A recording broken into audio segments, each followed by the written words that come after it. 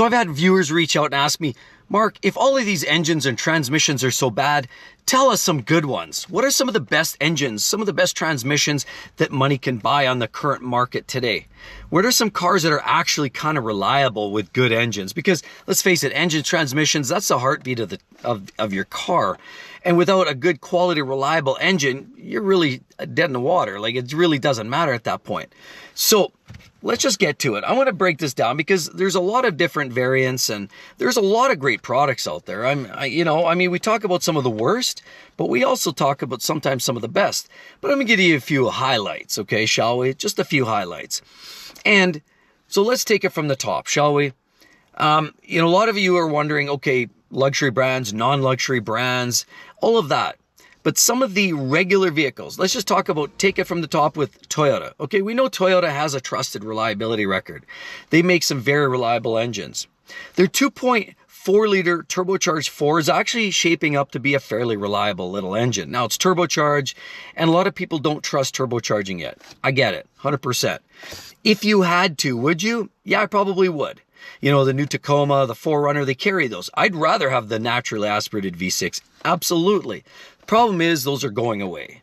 So is the 2.4 decent? It's not as good, in my opinion, as a V6 that's just built to run for 1 million miles, but they're decent, okay? So I would trust that new 2.4. Toyota still has, in certain models, particularly in the Lexus lineup, still the outgoing of that 3.5-liter V6. The best engines pretty much in that segment, just about. You see them in Lexus IS350, ES350. Some of those are transversely mounted, longitudinal mounted, but either way, they're reliable engines. Yeah, there's an odd issue with the coolant. You could get water pump problems, and they had some issues with the VVT-TI lines that were bursting, but there's a recall for that and had that all sorted out. It's a reliable engine. It uses direct injection, port fuel injection, and so you don't have carbon fouling. It's one of the best engines you can buy actually today.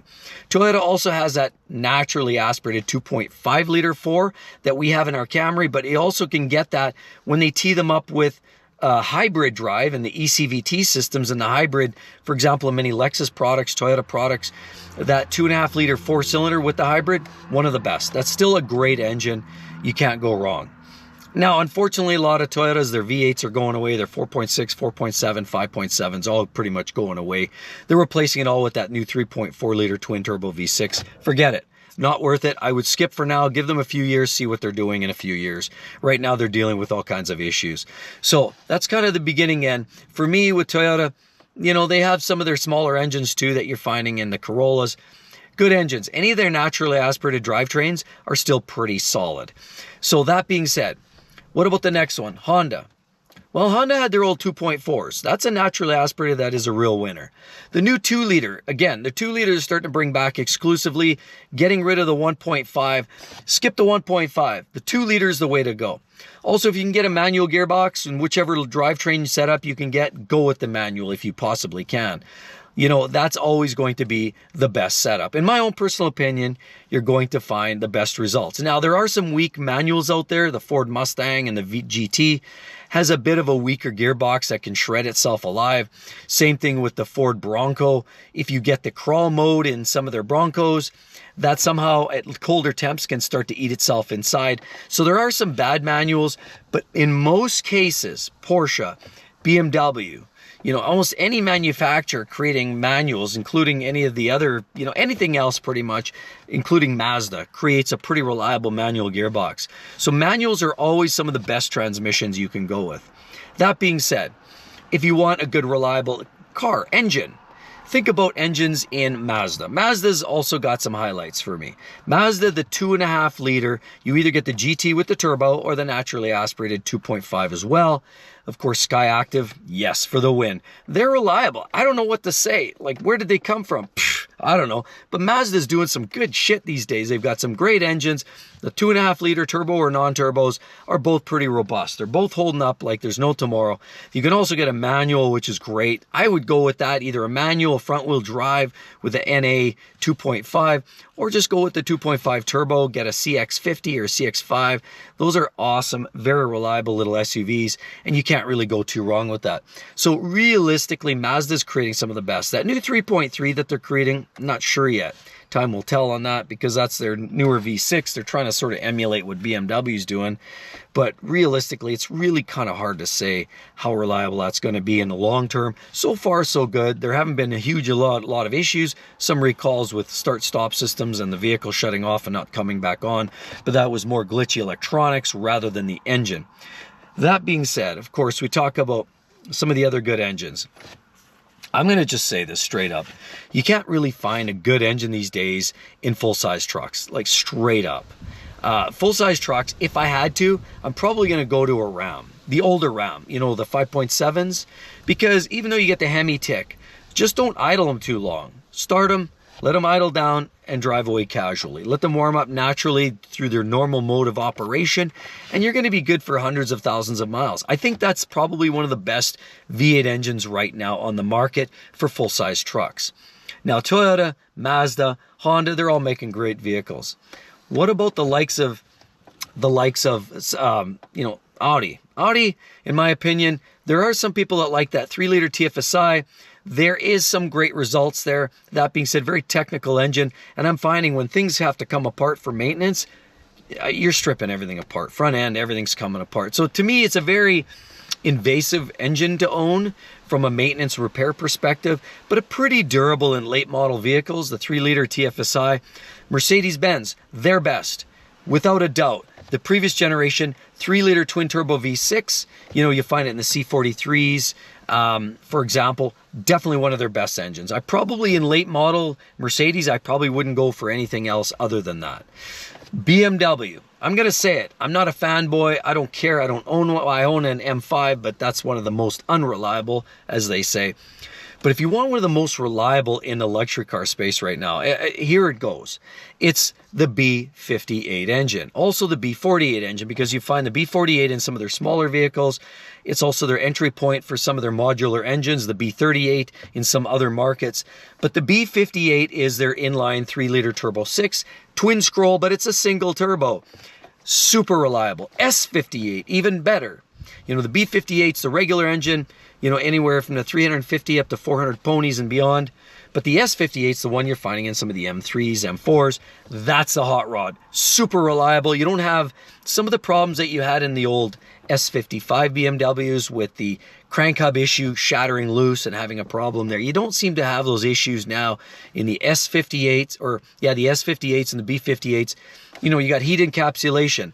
So it keeps the temperature more regulated within the engine. So you don't get those really high hots and really cold colds. So if you're running the vehicle in the winter or cooler weather, it sort of regulates and keeps the temperatures more at bay, which of course improves the resistance to cracking plastics. So you have less of that issue. You have a much more reliable vehicle now in this new B58 because you have better fuel system, crank setup, it's more robust crankcase, better fueling, better cooling. They've gotten rid of the old electronic water pump. They put now a mechanical water pump. It's a very reliable piece. Honestly, I would own one in a heartbeat. I've just got enough cars in my driveway right now, but I would probably seriously look at any vehicle that sports that. Specifically X5, X3, X4, any of those that have, you know, X3, X4, X5, X6, that you can get that engine, even a 7 Series with that B58 engine. Any model, it's not so much about the model as it is about the engine with BMW. Stick with that B58. You can find those anywhere from kind of roughly around that 2017 and up, 2018 and up. Look for those, and you'll find yourself with a very rugged and reliable engine, probably one of the most in the market.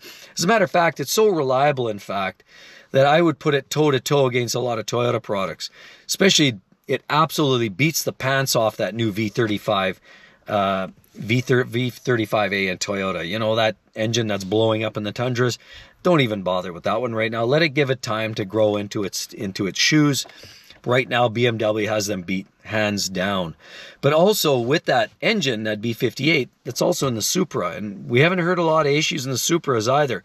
Now that said, early generations of the B58, so all this comes with a caveat. First, early generations, I hear, have had a few, and I call a few, oil pump issues. Oil pump problem is the oil is what supplies the engine its lubrication. Without it, the engine can fail.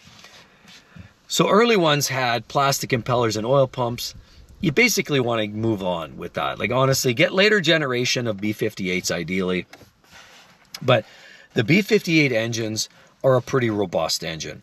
Now, with that said, you're talking about transmissions, automatics. I'm going to say straight up, the best automatic on the market. And not just from a drivability, because it sort of knows your characteristics. It understands how you drive. It understands your driving behavior. But it also is reliable, almost to a fault. And it's a ZF 8-speed. Yeah, it's European, but it's reliable. It's reliable beyond, okay? And yes, you find those in BMWs. They're throwing those in almost every BMW. Throw them in a lot of models. You have them in Jags, you have them in Alphas. You're finding them in a lot of European vehicles, partially because they're sourced from there. But it's one of the most reliable transmissions, automatics anywhere. I mean, we know we can't, the new 10-speed autos, GM and Chevy's had problems with their 10-speed autos, their older 8-speed autos. GM and Ford, right now, in my own personal opinion, does not really make a totally robust auto. Yeah, they work, they function, they'll get you, 100,000 miles, maybe trouble-free. But a lot of them do have their share of troubles. And so, in my own personal opinion, ZF 8-speed are some of the most reliable. BMW makes a good straight 6. Audi makes a decent V6. Mercedes makes a decent V6 engine as well.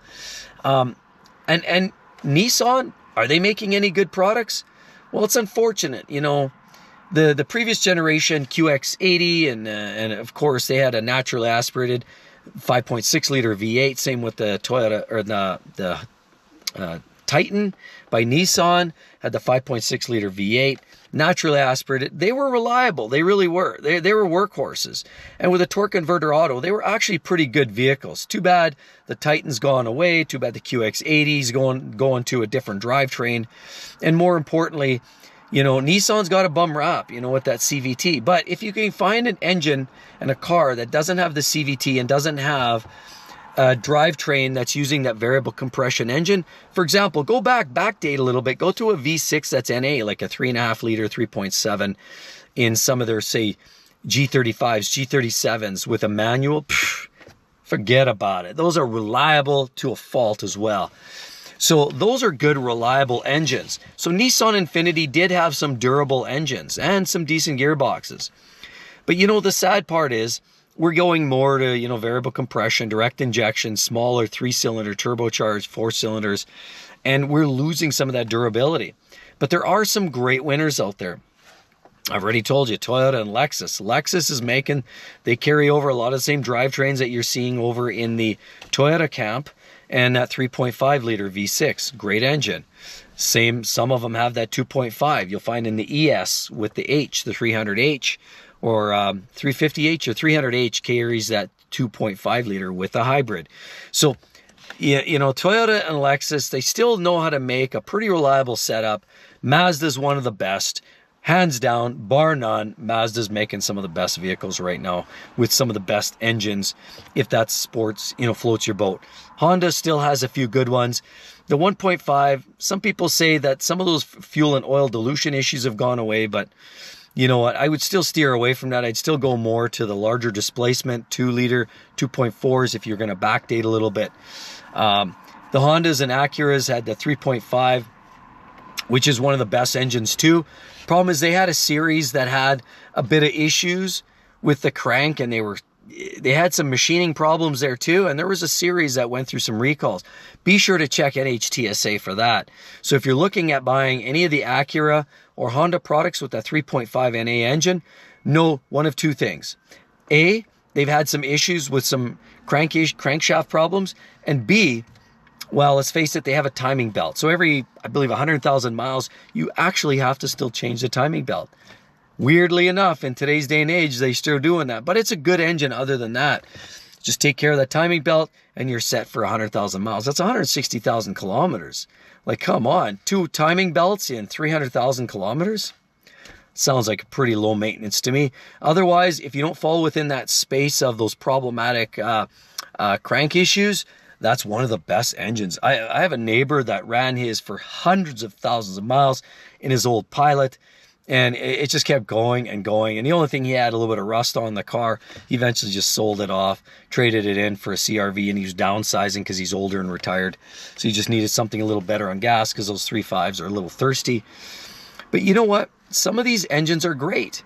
If you want a mid-sized truck, smaller truck, I would look at maybe the Ridgeline with that 3.5 in the Honda as well.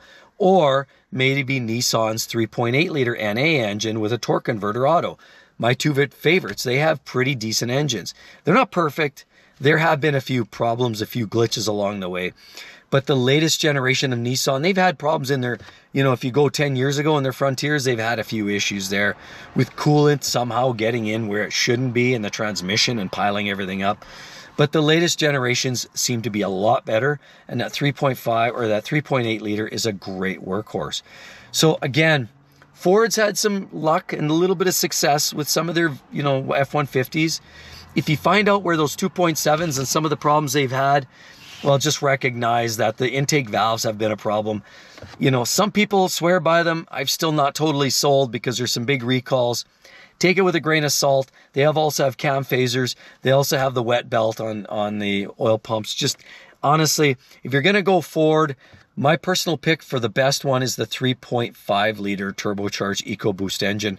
That's probably their safest bet. I probably would avoid the 2.7s and the 3s. In my own personal opinion, I'd skip right to the 3.5 where they give you the actual proper oil pump system and it's a proper engine. They seem far less problematic, and if you need to go with the Ford, step up, pay the piper, spend the money, get the 3.5. It's worth your time in the long run. So ultimately, those are some of my favorite picks. There are still some great engines. There's still some great gearboxes. My overall take would be stay away from CVTs unless it's Toyota and their eCVT, which allows you more torque on the front end because it gives you some planetary gear setup, much more robust. Hondas I'm not in love with, but they've been getting better. Nissan, the Jatco, I'd stay away from altogether. So that's my take on gearboxes. DCTs, Nissan, or Audis, Porsche, a lot of even the Volkswagen, they have some problem areas in their DCTs. They work well, but they're having some lurchy drivability concerns, and they're very expensive, and they're definitely prone to higher levels of maintenance. You pile one up in a Porsche Macan, it's going to cost you dearly. So the DCTs can be very expensive to maintain.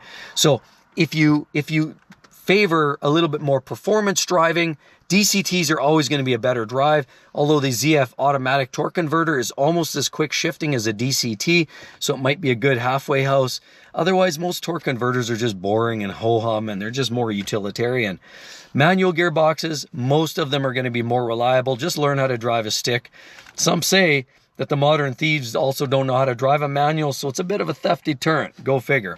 Anyhow, that's my pick for some of the best engines, best gearboxes. I hope that helps each and every one of you. Don't forget to subscribe to the channel, and we'll see you on the next one. Check them out. You're going to love that too. See you real soon, everybody. Bye-bye.